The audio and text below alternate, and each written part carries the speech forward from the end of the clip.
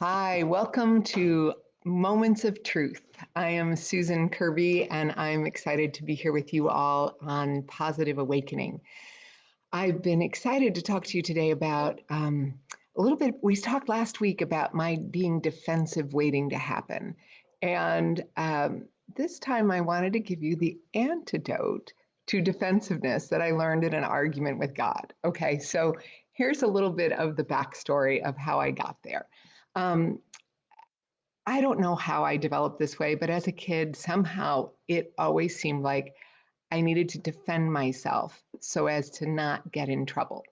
And like, if somebody wanted to ask me something, pretty much if you asked me any question, I was going to be defensive. I was going to try and prove to you I was a good girl and I was trying really well. And this was what I really wanted to do. And I'm trying to be helpful. And it seemed like the more I tried to prove myself or defend myself, the more I was trying to do it so as to not be hated, but it ended up doing things that had me not be liked. Um, Nobody wants somebody who's always defending themselves and all of that. And, people would say, Susan, we'd like you better if you just didn't try so hard. And I didn't really understand what they were saying or how that could even be possible because I just wanted to try so hard. But I was so afraid that that which was I afraid of, that I was going to be exiled or I was going to be voted off the island, which I was too young for that comment, but I was going to somehow not belong to the community if they didn't like me. And the more I did, the more I kind of pushed people away. Fast forward, okay, I'm 40, and I go to a gentleman who reads the lines on your hands. And his name's Richard Unger, and he is a master at having read people's lines and seeing what it is you're to do. And he read my hands and he said, you have everything you need to succeed. Your hands are amazing. You have gifts, you have all these things, and there's one little problem. He said, you have something he called the frozen triangle. And I go, tell me about this frozen triangle. And he said, it's your defensiveness. You're going to need to say, you're going to need to be able to say, yes, I did that, or no, I did not do that, without actually being defensive. And he goes, until you can do that, there is nothing, well, not nothing, but it's just not going to turn out all that well for you. And I thought, oh my gosh, this one little thing, if I could get over my defensiveness. So for about 10 years, I struggled with trying to not let anybody know I was defensive, trying to not communicate my defensiveness, trying to not let it show. And yet I could not, I realized somewhere in there, God said, not showing your defensiveness is not the same as not being defensive. So here I am, and I finally, I got myself in another communication to, I have somebody at my door who just won't go away. So hold on just 1 second.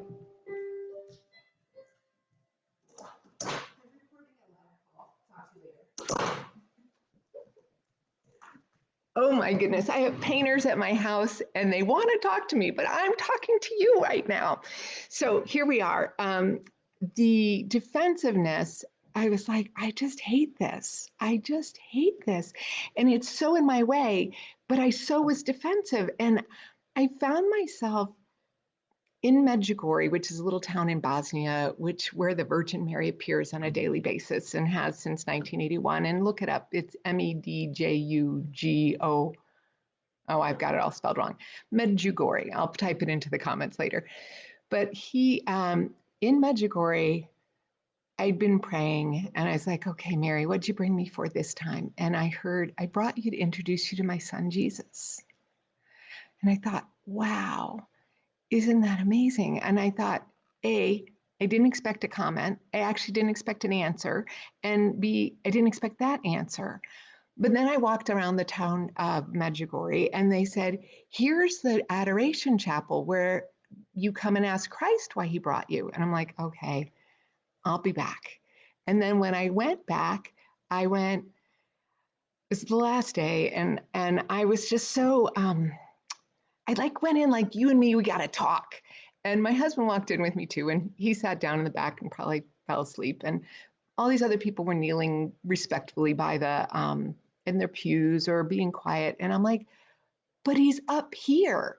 Why aren't we right up here? Like, here's the monstrance where Christ is. Why are you like, is there a rope? Is there a reason you can't come talk to him? I'm like, so I kneel down right in front of the monstrance. And I'm like, how come I'm always so defensive? Like, really, this is my way of interacting with God when I'm exasperated. And what I heard was, please don't be your first line of defense. You be vulnerable. I'll keep you safe. You can both be vulnerable and safe. And that was amazing. And I was like, vulnerable. And then I heard something about humble and grateful. And then I kind of was overwhelmed and couldn't get more. Like, I think there were probably more messages coming, but I couldn't kind of translate or get, like, I just, and I started to cry. And I started singing, Jesus, remember me when you come into your kingdom.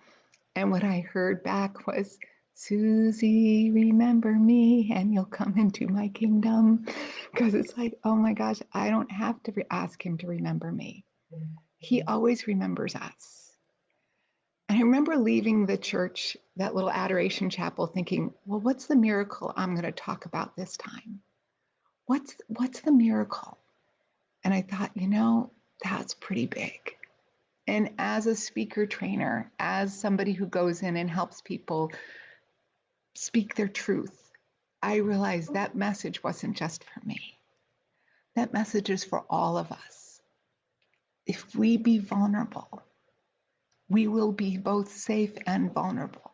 We can be both safe and vulnerable. Like, please don't be our first line of defense.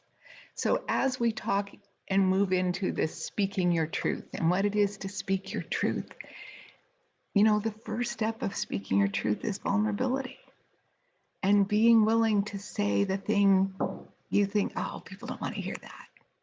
And when I work with my speakers on really speaking their truth, it's almost always the thing that they say to me in a whisper that I think should be shouted from the rooftops. So that's today's moment of truth. And I actually invite you, if you'd like to know more about speaking your truth, we'll post a link in this comments as well about an event I have coming up in September 23rd through 25th called Speak Your Truth. And if you want to just keep joining us for these moments of truth, they'll be every Wednesday at 9 a.m. Pacific time. And I'm really enjoying getting to know you people and getting to be introduce myself to you. Thank you for following. Thank you for sharing. Please comment below anything that you heard from today. And yeah, I'd love to hear your stories of when you argued with God and heard your messages.